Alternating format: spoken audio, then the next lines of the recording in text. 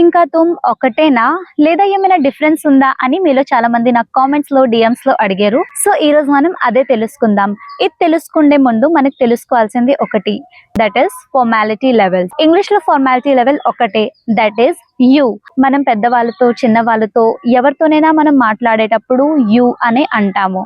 అలానే తెలుగులో 2 formality levels ఉన్నాయి. పెద్దవాళ్ళతో మాట్లాడేటప్పుడు మీరు అని మాట్లాడతాము, చిన్న వాళ్ళతో మన ఏజ్ గ్రూప్ వాళ్ళతో మాట్లాడేటప్పుడు నువ్వు అని మాట్లాడతాం. కానీ హిందీ విషయంకి వస్తే దెర్ ఆర్ 3 ఫార్మాలిటీ లెవెల్స్. ఆప్ అంటే మీరు, తుమ్ అంటే నువ్వు, తూ అంటే కూడా నువ్వే. కానీ మనం తూ అనే పదం ఎప్పుడు యూస్ చేస్తామంటే మన క్లోజ్ ఫ్రెండ్స్ గ్రూప్లో కానీ, మన సిబ్లింగ్స్తో కానీ, మన బెస్ట్ ఫ్రెండ్స్తో కానీ మాట్లాడేటప్పుడు తూ అనే పదం యూస్ చేయాలి. It is casual and informal. So మనం పెద్దవాళ్ళతో మాట్లాడేటప్పుడు తూ అని మాట్లాడకూడదు, ఆప్ అని మాట్లాడాలి.